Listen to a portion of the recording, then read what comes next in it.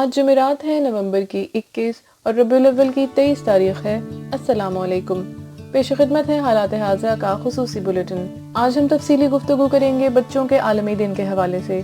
یہ اور اس کے علاوہ اور بھی بہت کچھ آج کے بلیٹن میں۔ فلسطین میں بھی امن مذاکرات کے امکانات ختم۔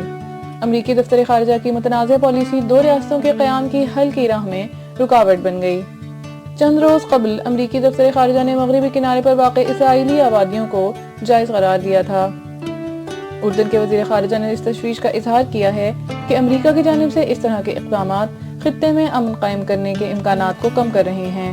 فلسطینیوں کا موقف ہے کہ مغربی کناروں پر قائم کردہ اسرائیلی آبادیاں فلسطینی ریاست کے اوپر قبضہ ہے اور کسی جنگی جرم سے کم نہیں۔ یاد رہے، اردن کی 70% آبادی فلسطینی پناہ گزینوں پر مشتمل ہے۔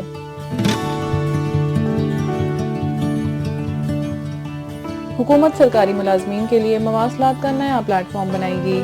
پلیٹ فارم کا مقصد سرکاری اداروں میں سرکاری اہلکاروں کے درمیان معلومات کا تبادلہ ہے۔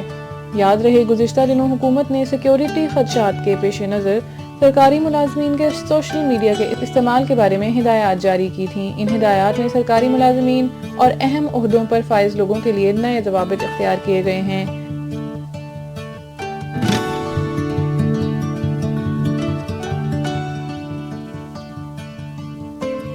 پاکستان انٹرنیشنل ایئر لائن ایک بار پھر امریکہ کے لیے اپنی پروازیں شروع کرے گی۔ ان اقدامات کے شروع ہونے سے قومی ایئر لائن کی آمدنی میں اضافے کی توقع ہے۔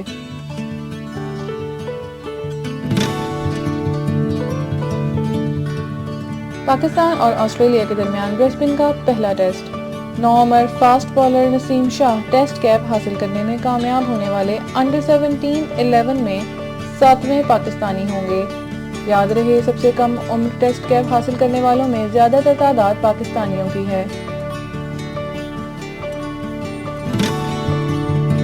اور اب بڑھتے ہیں آج کے اہم موضوع کی جانب۔ دنیا بھر میں 20 نومبر کو بچوں کا دن منایا گیا، جس کا موضوع حقوق اطفال کے تحفظ سے آگئی تھا۔ بچے کسی بھی قوم کا مستقبل ہوتے ہیں۔ ترقی یافتہ قومیں اپنے بچوں کی صحت اور تعلیم کے لیے واضح منصوبہ بندی کرتی ہیں۔ پاکستان میں حکومتی سطح پر نہ صرف بچے عدم توجہی کا شکار رہے ہیں، بلکہ حالیہ برسوں میں بچوں کے عدم تحفظ کے حوالے سے تشویشناک اعداد و شمار سامنے آ رہے ہیں۔ ایک اندازے کے مطابق 2018 میں پاکستان میں اسٹریٹ چلڈرن یعنی بے گھر بچوں کی تعداد 15 لاکھ سے تجاوز کر چکی تھی۔ حکومت پاکستان کے شعبہ شماریات کے مطابق بے گھر بچوں میں سے 50% گھریلو تشدد کی وجہ سے گھر چھوڑنے پر مجبور ہوئے، جبکہ 22% مدرسوں سے بھاگے اور 22% کا تعلق مالی مشکلات کی وجہ سے گھر کے لیے روزگار کمانا تھا۔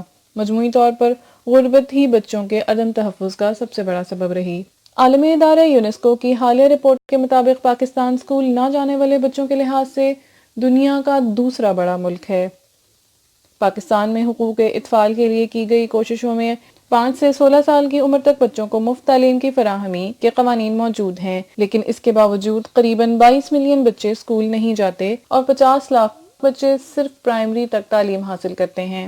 یاد رہے کہ پاکستان تقریباً 3 دہائیاں قبل حقوق اطفال کے چارٹر پر دستخط کر چکا ہے، تاہم عالمی اداروں کا یہ کہنا ہے کہ پاکستان کو اپنی کوششوں میں مزید بہتری لانے کی ضرورت ہے۔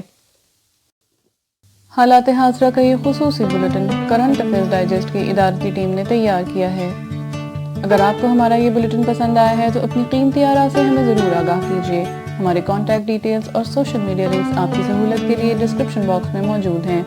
تازہ ترین معلومات، تجزیوں اور تبصروں کے لیے ہمارے چینل کو سبسکرائب کرنا نہ بھولیں۔